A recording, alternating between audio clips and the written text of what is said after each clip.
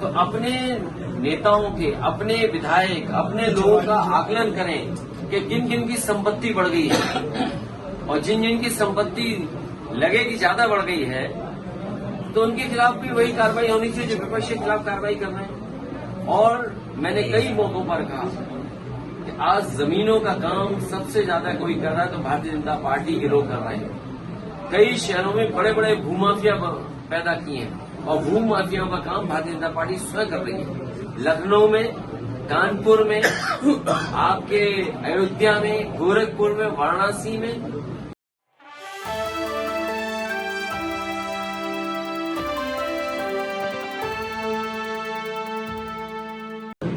जो सरकार में रहता है वो इन संस्थाओं का इस्तेमाल करता है।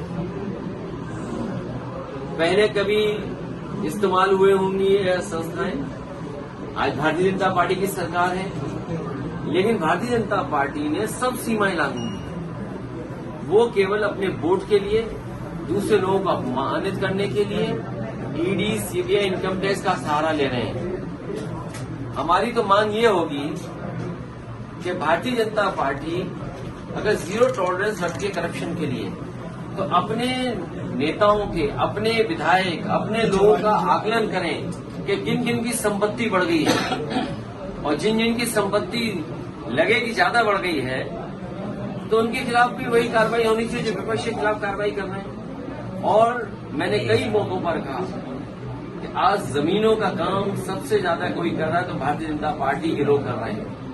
कई शहरों में बड़े बड़े भूमाफिया पैदा किए हैं और भूमाफियाओं का काम भारतीय जनता पार्टी स्वयं कर रही है। लखनऊ में, कानपुर में, आपके अयोध्या में, गोरखपुर में, वाराणसी में आप जानकारी कर लें और सरकार जब भी जांच करेगी सबसे ज्यादा जमीनों का और सबसे ज्यादा खिलवाड़ कागजों से और भूमि माफिया के रूप में कोई उभर करके आ रहे तो भारतीय जनता पार्टी स्वयं है। और अन्याय की सीमा आप देखिए, क्या कानपुर की घटना नहीं हुई? एक किसान की जमीन लिखवा ली, 6 करोड़ का चेक दे दिया, बाद में उस गरीब आदमी से चेक वापस दिया, चेक फाड़ दिया, उसे आत्महत्या करनी पड़ी। उसे कौन बचा रहा है? भारतीय जनता पार्टी के नेता बचा रहे हैं। इसी तरह कानपुर में एक व्यापारी को इतना मारा सिख भाई को कि उसकी आंख चली गई।